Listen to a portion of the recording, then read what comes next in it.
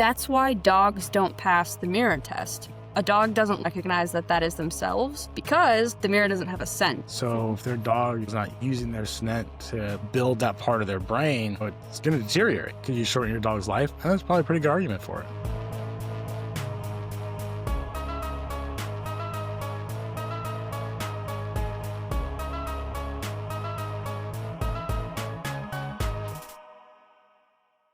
Good morning, good afternoon, good evening, wherever you may be in this beautiful world of ours. Welcome back to another podcast of Species Canine. I am Jared, as always, joined with the lovely Taylor. How are you, ma'am? I'm glad it's September. It means that it's going to stop being hot outside. Yes. I left my house this morning about 6:15. It was 68, 69, something like that. It was quite lovely. So what is on the agenda today? We're going to talk about why dogs need to sniff. It's actually a very rich topic, and I think people are sorely undereducated about it. So I wanted to talk about it. Okay. So doggies need to sniff. And as always, people, I get made fun of now. We need a definition. We know what definition of sniff is, so we don't need to define sniffing. Okay, well, actually, that's interesting that you bring that up because for dogs, there's actually a small difference. So if I had a scented candle right now, in order for me to smell it, I would have to inhale. If I decided to hold my breath, I would stop smelling it.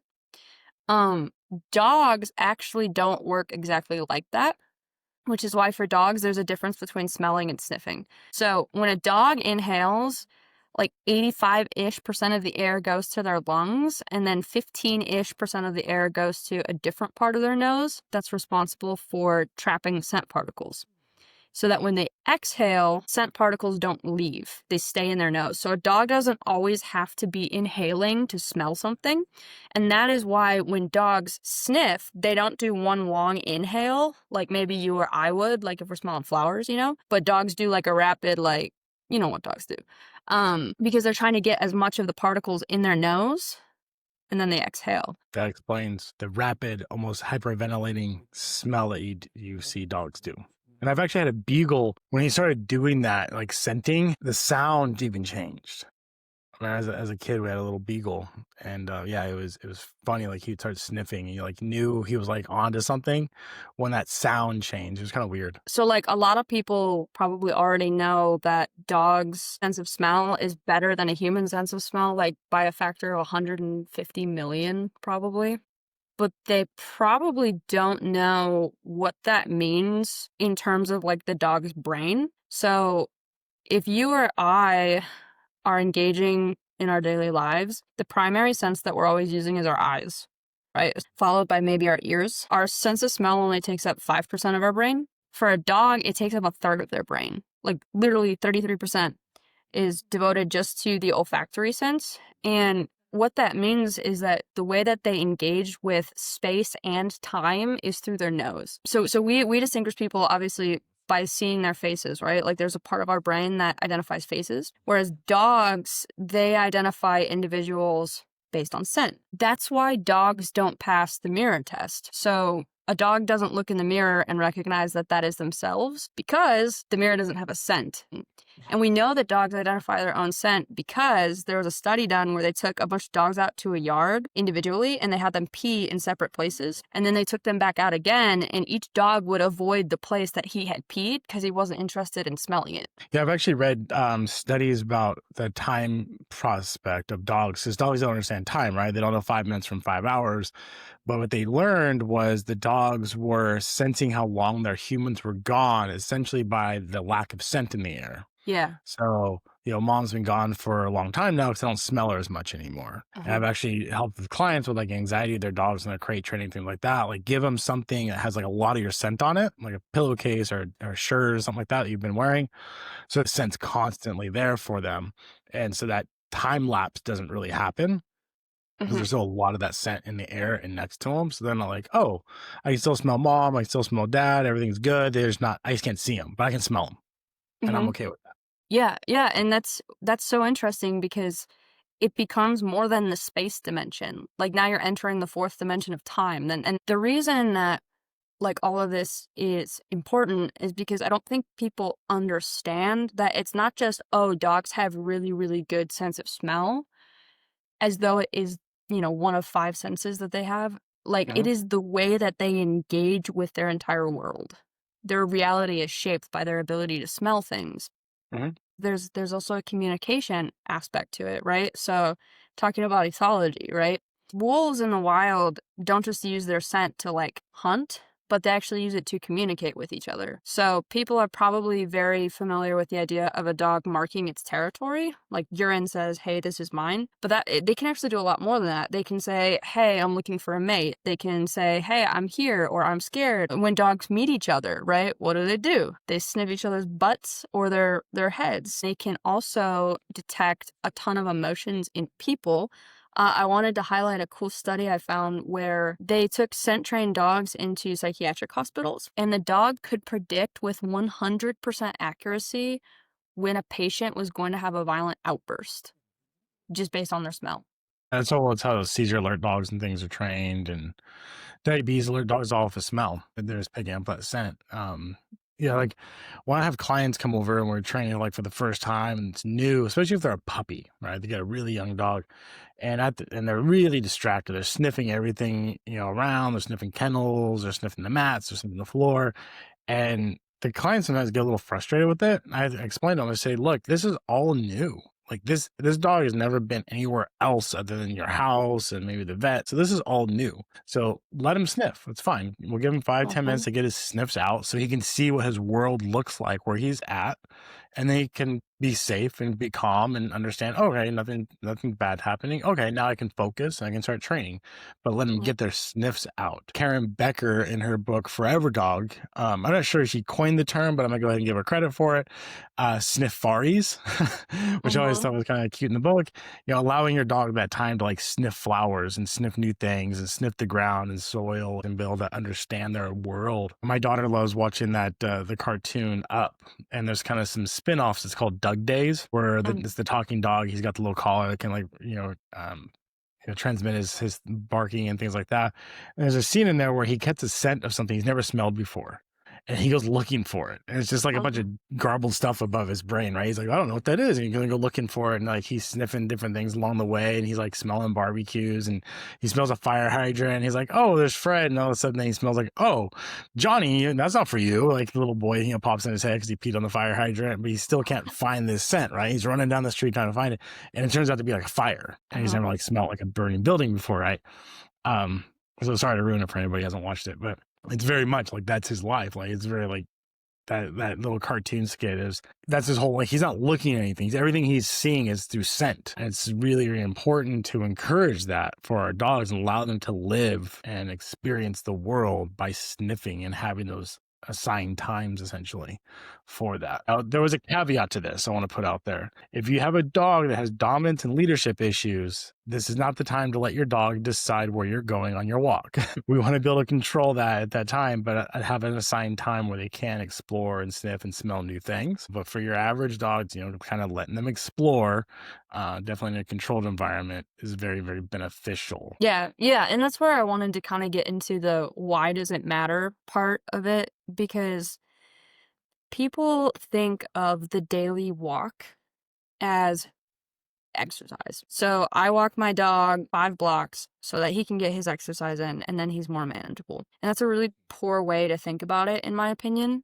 Because, I mean, throwing a ball for your dog is exercise. Playing tug is exercise. There's people that train their dogs to put their front paws on like a stepping stool and then pivot around it. All of that is exercise, but it's not necessarily mental enrichment. And studies have shown us that a dog's emotional well being is vastly improved when they are given daily time to sniff. There was a study that was done where they took one group of dogs and daily they did heel work, right? So something that engaged the dog's brain and gave them exercise. And then the other group was given scent work. So they were allowed to smell things and get exercise. And they found at the end of it that the group that got to do scent work, that got to go smell things every day, had better emotional well-being, and they called them more optimistic, which basically meant that when they approached novel things or novel smells, they were less anxious. All of that to say, like, we think about the daily walk in the wrong way, in my opinion. So like, if you go out and you say, I have 30 minutes to walk the dog and I have to go 6 blocks, what do?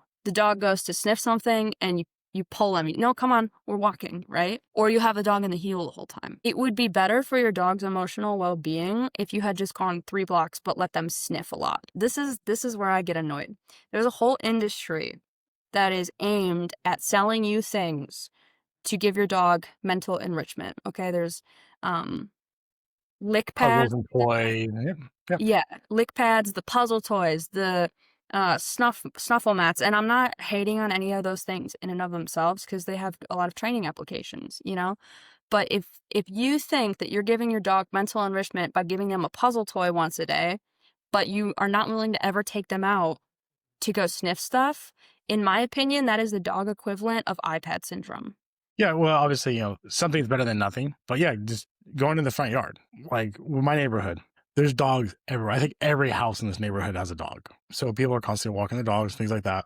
You know, I can't tell you how many dogs pee on my mailbox. Like probably hundreds of dogs, you know, throughout the week are peeing on my mailbox. So just by simply my dog walking out there and like letting them sniff the yard and sniff that's that mental enrichment, letting them know, right? But you have the opportunity to get your dog out and let them sniff and let them, you know, kind of explore their world in a way are designed to explore their world. You know, like you talk about the ethology and wolves, they're out hunting. They're using scent constantly to mark territory, patrol their territory, you know, scenting for intruders into their territory, all these things. So we want to exploit that with our own dogs and allow them to have that chance to express themselves in that manner and experience it and develop part of that brain.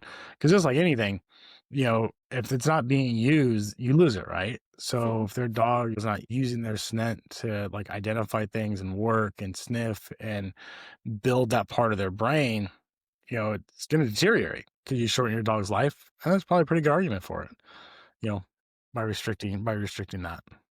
Speaking of Karen Becker, I mean, she talks about the dogs that live longest are farm dogs. And she thinks that a huge reason for that is that they're outside doing what dogs are supposed to do all the time. Yeah. You know, one of the central tenets of like animal welfare is the animal allowed to do what they would naturally do in the wild? You know, that's why if you go to a zoo, the monkey exhibit has trees, right? In another aspect that I was thinking, and I want your opinion on this, I think there is a dual benefit. We talk about in society today, like mindfulness and meditation, and all of these things are forms of bringing yourself into the present moment, and it's good for people. If you're going on a walk with your dog, is that not one of the best daily opportunities for you to do what they're doing, which is take in your environment, take in the present moment, focus on something that's not your internal monologue? Yeah, absolutely. You know, I forget his name, is the MIT scientist that founded mindfulness, and he teaches it like Google and all these other places. 𝐬𝐿, I think his name is. There's a great 60 minutes interview with him, and he says, how many people were in your shower this morning with you, to the interviewer? And they're like, what are you talking about? Like, yeah, like you're in the shower, you're taking a shower, getting ready, and you're thinking about the 5 conversations with people you got to have at work, the board meeting you're about to go to, the phone call, the email. How many people were in the shower with you? Why can't you just turn all that off and just be in the moment? Like just shower, like just brush your teeth, just shave. Let's just be there in the moment, right? But we don't, because we're like constantly going, chasing. And I think that's where with dogs, they truly live in the moment, right? And that's why I think dogs are happier than people. You see like these memes, little cartoons going around where it's like a guy sitting on the park bench with his dog, and there's like a little thought bubble, and like the thought bubble, the dog is the exact picture of him with his human.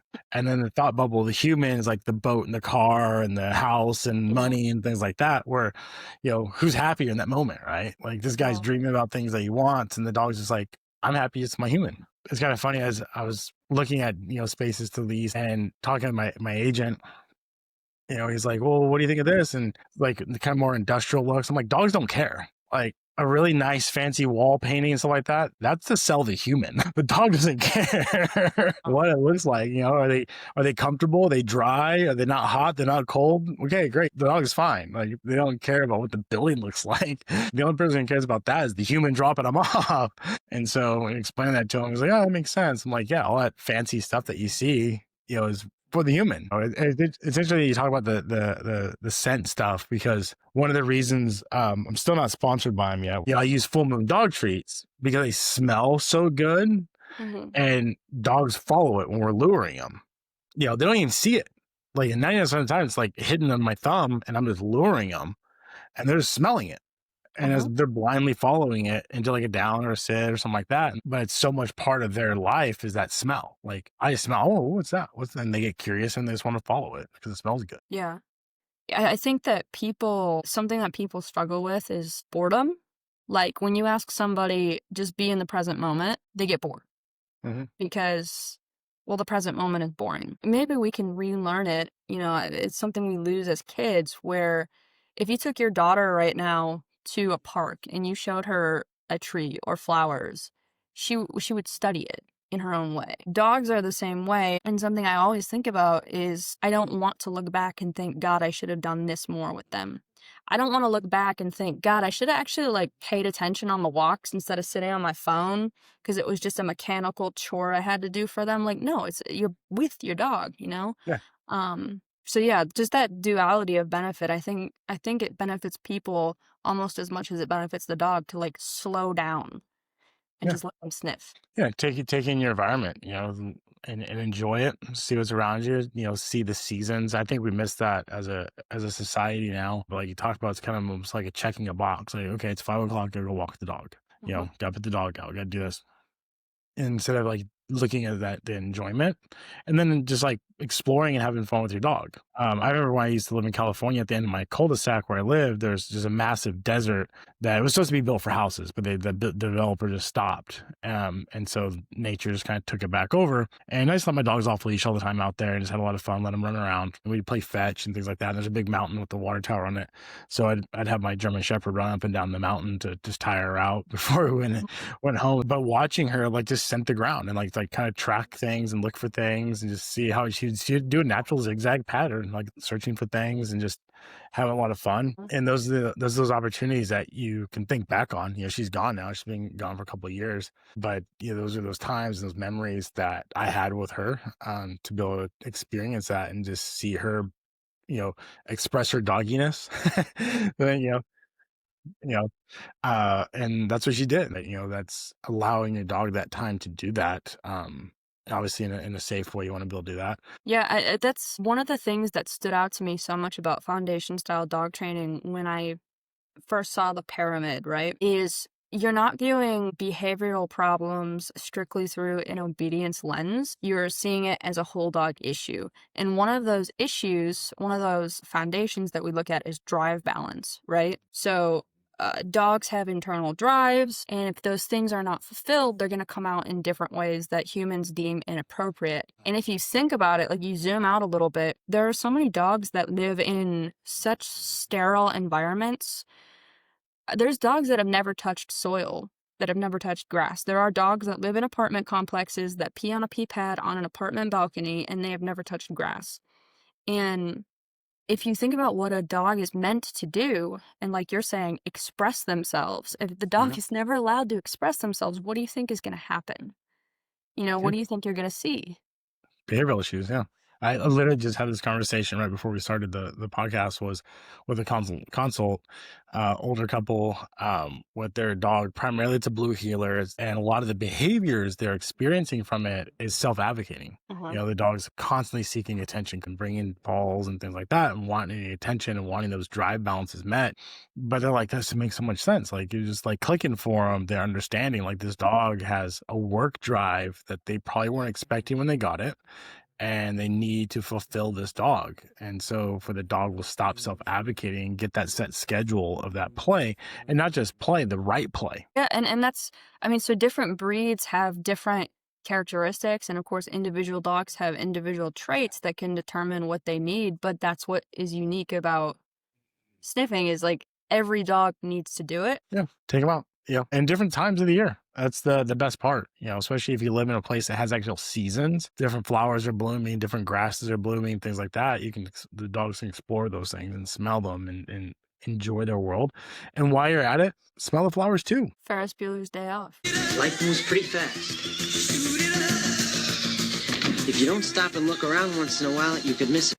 Yeah, go smell the flowers too. Let them but all that boils down to just having a better relationship with your dog, because their life is so short and compared to ours, so if you're having those times where you're just out and just being in the moment with your dog and letting them sniff things and you're smelling their flowers too and just kind of enjoying it together, that's just that bond building that you're going to have with your dog and that bond of trust. And so that just bleeds over into training and expectations from both of you. So I think that's a wrap. I think it's a fun little thing to talk about. If you guys have not read, I highly recommend reading Karen Becker's Forever Dog. If you go to the website and you click on Amazon links, there's a link into it to Amazon. It's a great read. There's a lot of science behind it. And be looking out for our new series, History of Breeds. I think you'll be really surprised on how some of these dogs have changed over the years and what they originally were bred for and things. But